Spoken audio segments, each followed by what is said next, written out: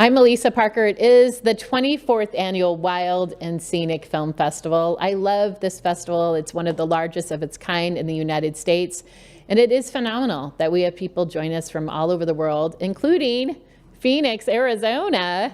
The film is called Bears in Hot Tubs. It's certainly a favorite for sure of the festival. And you mentioned Claire. First, welcome, Claire. Thank you. Thanks for having me. This is great. It's good to have you here. You're not the only director of this movie. I am not. I'm actually the co-director. So the film is directed by Maddie Bear. The bear. Maddie's the bear. Yeah, Maddie's the bear, and one other. And I am the one other. So everything that happened in the film, every choice, every decision that was made was based on her. So the film I set out to make as a director changed in response to her life. And so it was fitting that she is not only a co-creator of knowledge, she's also the co-director because every decision was based on her. Okay, so give us a synopsis of the film and also the humans that are involved in it and connect with Maddie. Yes. How it all starts. Yeah, so without giving too much away, the film follows Maddie over her summer season.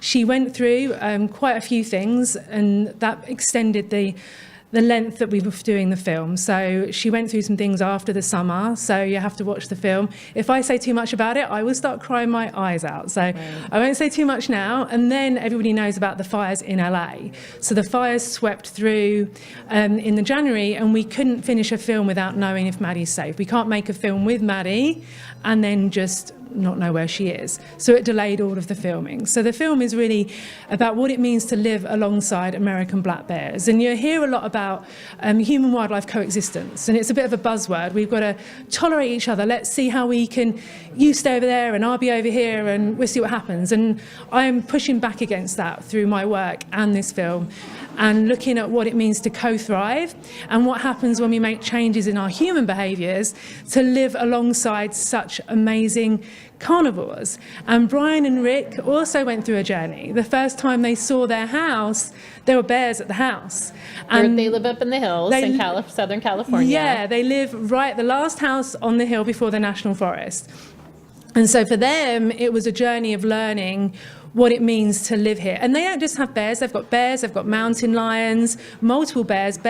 Maddie is, for want of a better word, an urbanized bear. She's really figured out how to live in these spaces and to live alongside humans, whereas when other bears show up from the National Forest, they're a little bit more uneasy. So Brian and Rick know straight away who is coming through the house, and they've created a space where it's like, if Maddie's here and they're not using the pool, she can use the pool.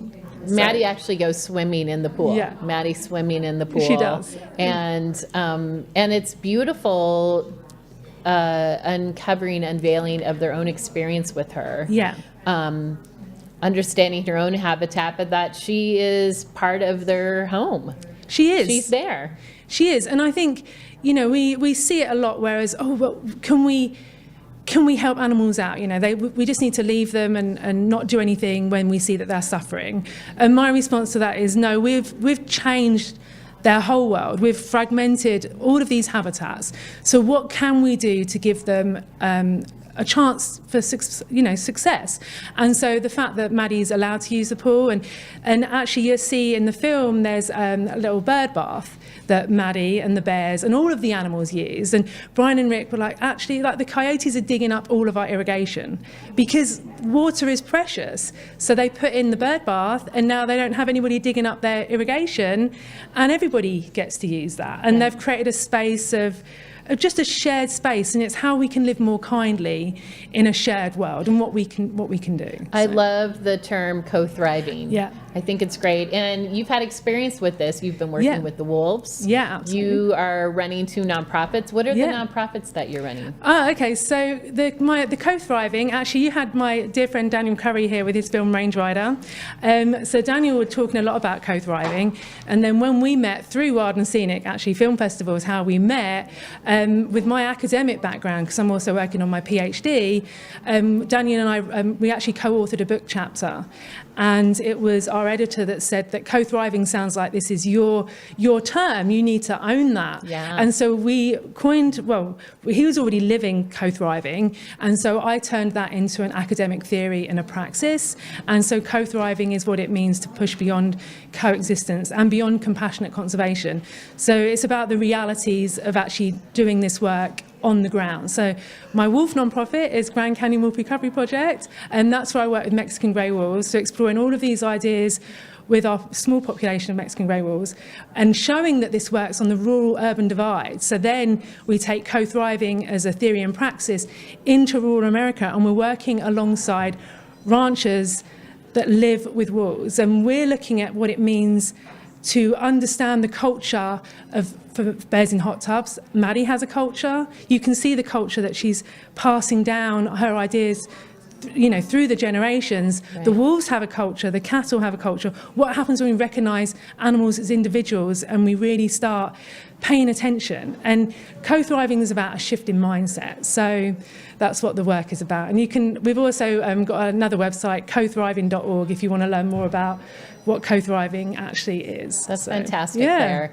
And real quick, how has, as being this conduit, this storyteller, in addition to the work you're doing on the ground, especially with predators, how has this changed how you're living your life now on a personal level? Yeah, so my whole story begins when I turn up. Obviously, I'm British, so I show up and there's like coyotes outside the house. So all of my research was really me going, how am I going to do this? I'm meant to be an animal lover, and honestly, I'm losing my mind. Like, I don't know how to do this. And I started by paying attention and thinking about what it means to put cameras out and learn about the animals. I don't have to harass or interact or follow them around to really appreciate them being there through the lens.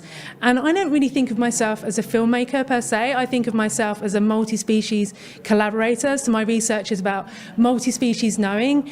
And I really want to push back, and you might hear people go, animals are voiceless, we need to speak for them. And my response to that is, no, we don't. Animals have a voice.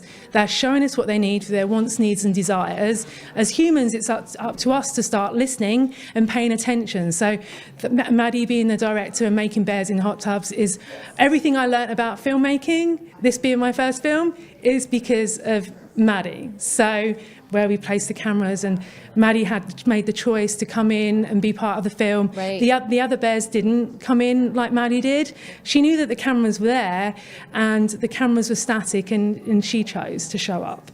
And so that's why it's about her. I love that. Thank you. Co-director, Maddie the Bear. Yeah. Thank you so much, Claire, Thank for you. being part of Wild and Scenic. The film is called Bears in Hot Tubs. You got to catch it here at the Wild and Scenic Film Festival, and also check out the other incredible and important work that Claire is doing as well. The film is screening here. You can catch other films this weekend, also on the Wild and Scenic Tour.